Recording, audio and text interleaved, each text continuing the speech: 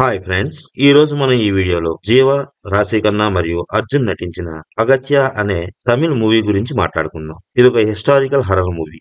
ఈ కథ ఓ young art director మరియు అతని కాబోయే భార్య ఓ హంటెడ్ హౌస్ లో చిక్కుకుపోవడంతో వాళ్ళ చుట్టూ ఈ కథ తిరుగుతుంది. చివరికి వీరు 1940 నాటి పాత రహస్యాలను వెలికి తీయడంతో ముగుస్తుంది. ఇక కథ విషయానికి వస్తే, ఈ మూవీ హీరో జీవ అగత్య అనే పాత్రలో పోషించాడు. ఇతను ఓ ఆర్ట్ డైరెక్టర్. చాలా కష్టాల్లో ఉంటాడు. తన దగ్గర ఉన్న మొత్తం డబ్బును పెట్టుబడిగా పెట్టి పుదుచ్చేరిలోని ఉండే ఒక విచిత్రమైన బంగ్లాను అద్దెకి తీసుకుంటాడు. అయితే ఈ బంగ్లా గురించి అక్కడి వారు చాలా కథలుగా చెప్పుకుంటూ ఉంటారు. అందులో ఒక వెర్షన్ ఏంటంటే, ఓ ఫ్రెంచ్ మోహిని, కొన్ని బ్లాక్ అండ్ వైట్ పిశాచాలు, కొన్ని యానిమల్స్ సర్వసాధారణంగా ఈ భవంతిలో తిరుగుతూ ఉంటాయని. మన ఆర్ట్ డైరెక్టర్ అగత్యకి ఇదే ఫస్ట్ ఫిల్మ్. తన దగ్గర ఉన్న డబ్బుతో మూవీ సెట్ మొత్తం 90% వరకు పూర్తి చేసేస్తాడు.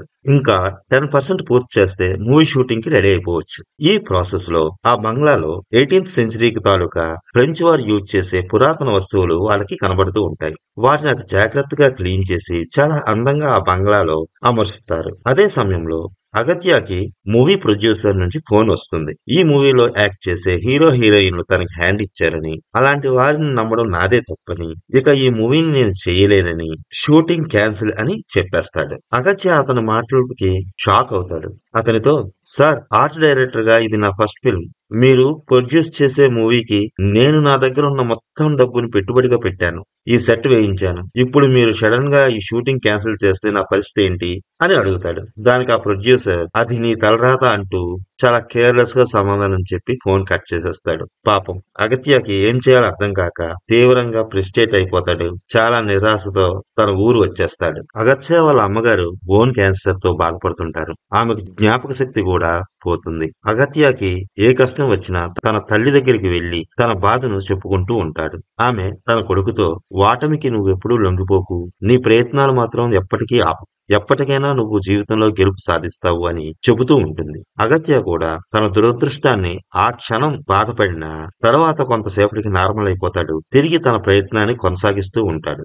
ఈ మూవీ హీరోయిన్ వీణ అగత్యకి చిన్ననాటి స్నేహితురాలు. వీరిద్దరూ ప్రేమలో ఉన్నారు. త్వరలో పెళ్లి చేసుకోబోతున్నారు. వీణ అగత్యకి అన్ని విషయాల్లోనూ తోడుగా ఉంటుంది. అతను ఎంత కోపంలో ఉన్నా ఆమె మాత్రం తన సహనాన్ని కోల్పోదు. చాలా ఓపుగా అగత్యకి మంచి మంచి సలహాలు ఇస్తూ ఉంటుంది. ఇప్పుడు కూడా తన దగ్గర ఉన్న డబ్బంతా వృధా అయిపోయింది, దురదృష్టం నన్నే ఎందుకిలా వెంటాడుతుంది అని బాధపడుతూ తీవ్ర నిరాశలో ఉన్న అగత్యతో వీణ ఇలా అంటుంది. ఎలాగూ చాలా పెట్టుబడి పెట్టి నువ్వు ఆ బంగ్లాలో సెట్ వేయించావు కదా, ఆ బంగ్లాని ఇప్పుడు మనం ఎందుకు బిజినెస్ గా మార్చకూడదు అని అంటుంది. దీనిని ఒక స్కారీ హౌస్ గా మార్చేయొచ్చు. ఫారెన్ లో ఈ కాన్సెప్ట్ పెద్ద హిట్. ఏ ఊర్లోనైనా దెయ్యం కదా, దెయ్యం బంగ్లా అంటే ఇంట్రెస్ట్ ఎక్కువగానే ఉంటుంది. అంతేకాదు, మన సెట్ వేసిన ప్లేస్ కూడా టూరిస్ట్ స్పాట్. అందువల్ల ఈ దెయ్యం కాన్సెప్ట్ నచ్చినట్లయితే ఆడియన్స్ ని ఇక మనం ఆపలేం అంటుంది. ఈ ఐడియా అగత్యకి కూడా నచ్చుతుంది. అతని ఫ్రెండ్స్ కూడా ఈ కాన్సెప్ట్ ఏదో బాగానే ఉంది, ఎందుకు నష్టపోయాను అని అనుకుంటున్నావు, దానినే పెట్టుబడిగా పెట్టి బిజినెస్ స్టార్ట్ చేద్దాం అంటారు. అగత్య తన ఫ్రెండ్స్ తో కలిసి తిరిగి ఆ బంగ్లాకి వచ్చేస్తాడు. వీణా కూడా తన దగ్గర ఉన్న మనీని అగత్యకి ఇచ్చి అతనితో పాటు బంగ్లాకి వచ్చేస్తుంది. అందరూ కలిసి చాలా ఉత్సాహంగా పని మొదలు పెట్టేస్తారు. స్కారీ హౌస్ గురించి చాలా గ్రాండ్ గా పబ్లిసిటీ చేస్తారు. విఐపితో ఓపెనింగ్ జరిపిస్తారు. చుట్టుపక్కల ప్రాంతాల నుండి ఆడియన్స్ బాగానే వస్తారు. చిన్నపిల్లలు ఈ హౌస్ ని చాలా ఎంజాయ్ చేస్తారు. యూత్ కూడా ఈ స్కారీ హౌస్ లో థ్రిల్ కి బాగా అట్రాక్ట్ అవుతారు. ఓపెనింగ్ కలెక్షన్స్ చాలా బాగా వస్తాయి. ఆ రోజు స్కారీ హౌస్ క్లోజ్ చేశాక అగత్య, వీణలు ఆ బిల్డింగ్ లో ఉన్న ఓ పాత పియానో దగ్గరికి వెళ్తారు. వీణ పియానో బాగా ప్లే చేస్తుంది. స్కారీ హౌస్ కు సంబంధించిన మంచి ట్యూన్ ని సెలెక్ట్ చేద్దామని అనుకుంటారు. వీణ ఓ పాత ట్యూన్ ని ప్లే చేస్తుంది. ఆ ట్యూన్ కి ఆ పియానోలోని ఓ డోర్ ఓపెన్ అవుతుంది. అది చూసిన అగత్య తన ఫ్రెండ్స్ తో ఇలా అంటాడు. ఇదొక పజిల్ పియానో. దీని గురించి నేను ఇంతకు ముందు చదివాను. దీనికి ఓ హిడెన్ డోర్ ఉంటుంది. ఆ సీక్రెట్ డోర్ ని తెరవాలంటే ఓ మ్యూజికల్ నోట్ నే కీగా వాడతారు అని చెప్తాడు. బహుశా నువ్వు ఇప్పుడు ప్లే చేసిన మ్యూజిక్ దీని కీ అనుకుంటాను, అందుకే ఓపెన్ అయిపోయింది అని అంటాడు. తర్వాత వారందరూ ఆ ఓపెన్ అయిన హిడెన్ డోర్ ని తెరుస్తారు. అందులో నుండి భరించలేనంత దుర్వాసన వస్తుంది. లోపల లోపల ఏముందా అని అందులోని వస్తువులన్నీ బయటికి తీస్తారు. అందులో ఓ అస్థిపంజరం ఉంటుంది. వీళ్ళకి ఓ ఫిల్మ్ రోల్ బాక్స్ కూడా కనబడుతుంది. దాన్ని అగత్య ఓపెన్ చేస్తాడు. ఎప్పుడైతే అగత్య ఆ బాక్స్ ని ఓపెన్ చేశాడో మరుక్షణం అగత్య బాడీ నుండి అతని ఆత్మ బయటికి వచ్చేస్తుంది.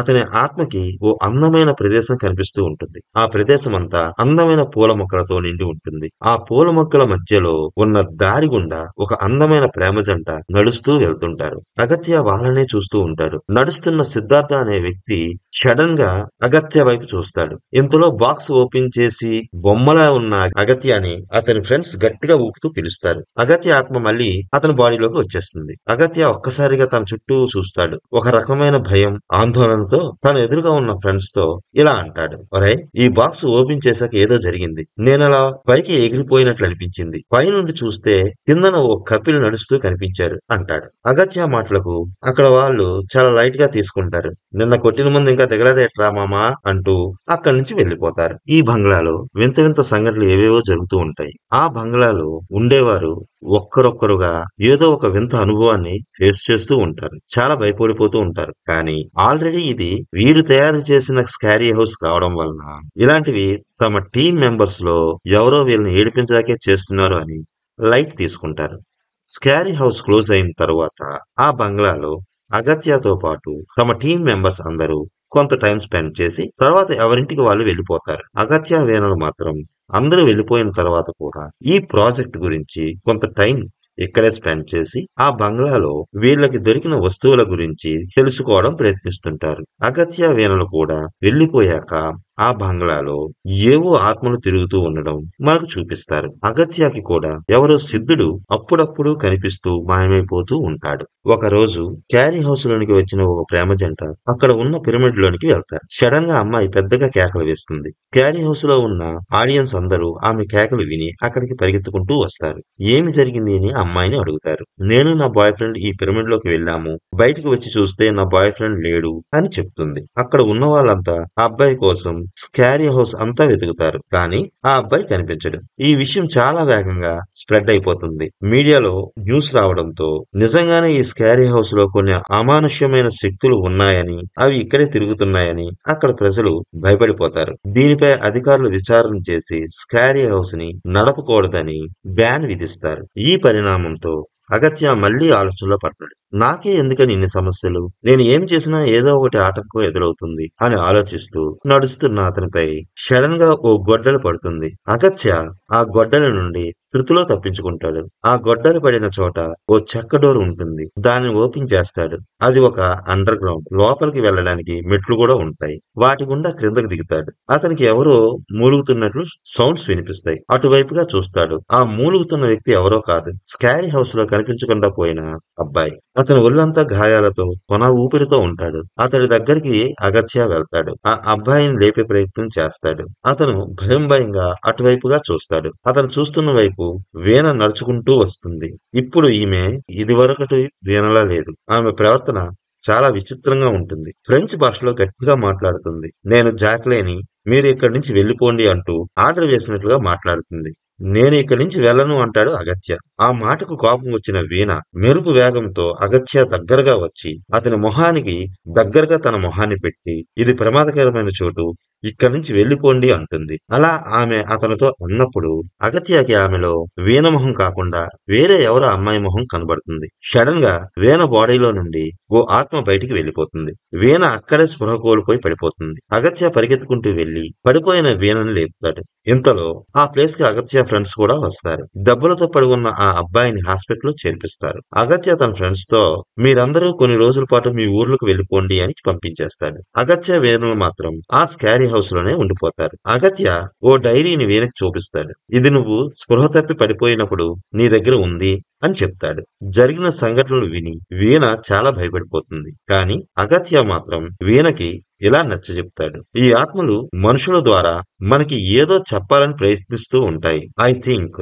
ఆ ఫ్రెంచ్ అమ్మాయి కూడా మనకి ఏదో చెప్పాలని ప్రయత్నిస్తుంది అంటాడు. తరువాత వీళ్ళిద్దరూ కలిసి వాళ్ళకి దొరికిన టేప్స్ మరియు డైరీలోని విషయాలను తెలుసుకోవడానికి ప్రయత్నిస్తారు. ఫస్ట్ ఫిల్మ్ రోల్ ని ప్లే చేస్తారు. ఇక్కడ నుండి 1940 నాటి సిద్ధ వైద్యుడు సిద్ధార్థ్ కథ మొదలవుతుంది. సిద్ధార్థ్ ఫ్రెంచ్ నుండి పాండిచ్చేరికి ప్రయాణమవుతాడు. పాండిచ్చేరి చేరిన అతనికి అక్కడ భారతీయుల్ని అతి క్రూరంగా హింసించే ఒక నియంత గురించి తెలుసుకుంటాడు. అతని చెల్లెలు బర్త్డే ఫంక్షన్ కి సిద్ధార్థ్ కూడా అటెండ్ అవుతాడు. ఆమెకు ఒక ప్రమాదంలో వెన్నుముక దెబ్బతింటుంది. అందువల్ల ఆమె పక్షవాతానికి గురవుతుంది. సిద్ధార్థ్ తనకు తెలిసిన సిద్ధ వైద్యం ద్వారా ఆమెకు నయం చేస్తాడు. ఈ అమ్మాయి పేరే జాక్లైన్. ఈ నియంత తన చెల్లెలిని ఎంతో మంది వైద్యులకు చూపించాడు. కానీ ఈమెకు నయం చేయడం ఎవరి వల్ల కాలేదు. ఆఖరికి తన చెల్లెలు హ్యాండిక్యాప్డ్ గానే ఉండిపోతుంది అనుకుంటాడు.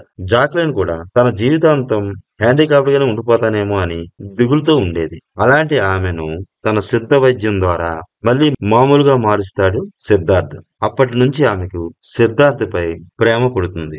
నిరంకుశత్వంగా భారతీయులను పాలిస్తున్న ఈమె అన్నకి భారతీయులపై చులకన భావన ఉన్నప్పటికీ సిద్ధ వైద్యం యొక్క గొప్పతనం తెలుసుకుని సిద్ధార్థతో చాలా ఫ్రెండ్లీగా ఉంటాడు. సిద్ధ వైద్యం యొక్క గొప్పతనం, ఔషధ సూత్రాలు, సిద్ధార్థ్ జ్ఞానాన్ని చూసి ఆశ్చర్యపోతాడు. బోన్ క్యాన్సర్ ని నయం చేసే మందుని సిద్ధార్థ్ కనిపెట్టబోతున్నాడని తెలుసుకుని అతనికి అన్ని విధాలుగా సహకరిస్తాడు. సిద్ధార్థ్ బోన్ క్యాన్సర్ కి మందు కనిపెడతాడు. ఆ మందుకి సంబంధించిన డేటా అంతా సిద్ధం చేసుకుంటాడు. సిద్ధార్థ్ కూడా జాక్లైన్ ని ప్రేమిస్తాడు. తన ప్రేమని జాక్లైన్ కి చెప్పడానికి ఆమె దగ్గరికి వస్తాడు. ఆమెకు తన ప్రేమను చెప్తాడు. ఆమె కూడా సిద్ధార్థ్ ని ఎంతగానో ప్రేమిస్తుంది. ఆ విషయం అతను చెప్పాలనుకుంటుంది. కానీ ఆమె అన్న సిద్ధార్థ్ ని షూట్ చేసి చంపేస్తాడు.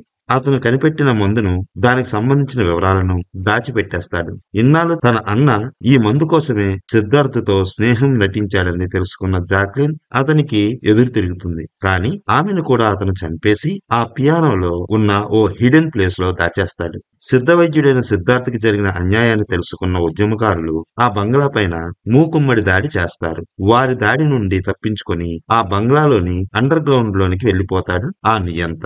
ఆ గదిలో అతను ఓ ప్రత్యేకమైన సమాధిని తన కోసమే ప్రత్యేకంగా తయారు చేసుకుని ఉంచుతాడు. సిద్ధార్థ్ కనిపెట్టిన మందుని, సిద్ధ వైద్యానికి సంబంధించిన పూర్తి డేటాను ఆ సమాధిలో పెట్టి తను కూడా ఆ సమాధిలో తాక్కుంటాడు. ఉద్యమకారులు వెళ్లిపోయాక ఈ సమాధిని ఓపెన్ చేయమని తన అసిస్టెంట్ కి చెప్తాడు. అతను సరే సార్ అని చెప్పి సమాధి డోర్స్ క్లోజ్ చేస్తాడు. ఆ గదిలోనే ఓ మూల ఎవరికీ కనిపించకుండా దాక్కుంటాడు. కానీ ఉద్యమకారులు అతన్ని కనిపెట్టి చంపేస్తారు. ఇతను చనిపోవడం వల్ల ఆ సమాధిని ఓపెన్ చేసే వాళ్ళు ఇంకా లేకుండా పోతారు. తన సొంత సమాధిలోనే ఇరుక్కుపోయిన ఆ నియంత ఆ సమాధి తలుపులు తెరవలేకపోతాడు. అందులోనే చిక్కుకొని ఊపిరాడక అలానే చనిపోతాడు. వీణా అగత్యాలు ఆ డైరీని పూర్తిగా చదివేయడంతో కథ మళ్ళీ ప్రెజెంట్ కి వస్తుంది.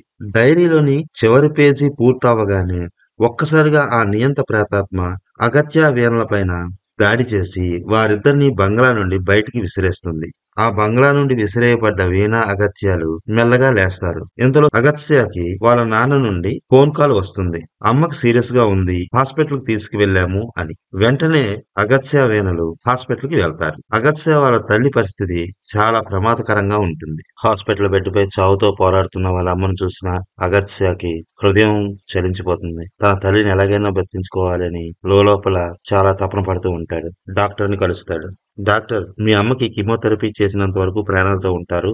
మీ అమ్మగారు ఇంకా కొన్ని రోజులు ట్రీట్మెంట్ కోసం ఈ హాస్పిటల్లో ఉండాల్సి ఉంటుంది అని చెప్తారు. మీ అమ్మగారికి పూర్తిగా నయం కావాలంటే మీరు చాలా కష్టపడాల్సి ఉంటుందని ఆవిడ అంటుంది. వీణ అగత్యతో అమ్మని అమెరికా తీసుకెళ్లి ట్రీట్మెంట్ చేయిద్దామని అంటుంది. అప్పుడు అగత్య వీణతో, మా అమ్మ బ్రతికున్న ప్రతి క్షణం చావుతో పోరాటమే. చావు తప్ప వేరే దిక్కు లేదు అనుకునే లాంటి ఎన్నో ప్రాణాంతకమైన వ్యాధులను నయం చేసే మందును 80 ఏళ్ల క్రితమే ఓ భారత వైద్యుడు ప్రపంచానికి చెప్పాలని ప్రయత్నించి చివరికి తన ప్రాణాలనే అర్పించాడు. ఆ వైద్య రహస్యాలను ఎలాగైనా బయటకు తీసుకురావాలి అని దృఢంగా నిశ్చయించుకుంటాడు. అసలు సిద్ధ వైద్యం అంటే ఏంటి, అది ఎంత గొప్పది అనేది కొందరు ప్రాచీన వైద్యుల దగ్గరికి వెళ్లి తెలుసుకుంటాడు. సిద్ధ వైద్యులు కనిపెట్టిన 80 ఏళ్ల నాటి మందు ఇప్పుడు కూడా ఉపయోగపడుతుందా అని వాళ్ళని అడుగుతాడు. ఇంగ్లీష్ మందులకి ఎక్స్పైరీ ఉంటుంది గాని సిద్ధ వైద్యులు తయారు చేసిన మందుకి ఎక్స్పైరీ ఉండదని వాళ్ళు అంటారు. దానితో అగత్యలో సిద్ధార్థ్ కనిపెట్టిన మందుని ఎలాగైనా బయటికి తీసుకురావాలనే కోరిక మరీ దృఢపడుతుంది.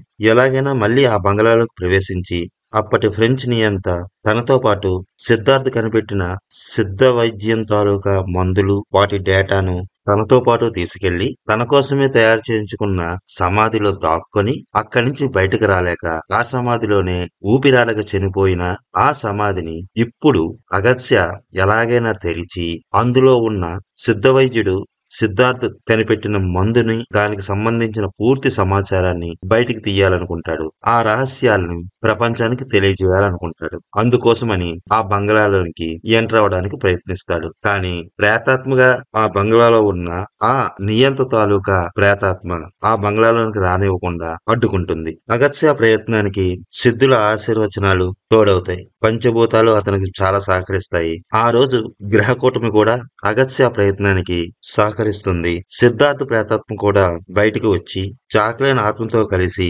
అగత్యకి హెల్ప్ చేస్తారు. అలా వీరందరి సహకారంతో అగత్య ఆ నియంత ప్రేతాత్మతో పోరాడి అతని సమాధిని బద్దలు కొట్టి అందులో ఉన్న సిద్ధ వైద్యం తాలూకా రహస్యాలను అలాగే తన తల్లికి కావలసిన మందును కూడా సంపాదిస్తాడు. ఆ మందు తన తల్లికిచ్చి తన తల్లి వ్యాధిని నయం చేయించుకుంటాడు. చివరికి సిద్ధ వైద్యుడు సిద్ధార్థ్ భారతదేశం యొక్క గొప్పతనాన్ని సిద్ధ వైద్యం తాలూకా గొప్పతనాన్ని ప్రపంచానికి తెలియజేయాలనే కోరికని అగత్య నెరవేరుస్తాడు.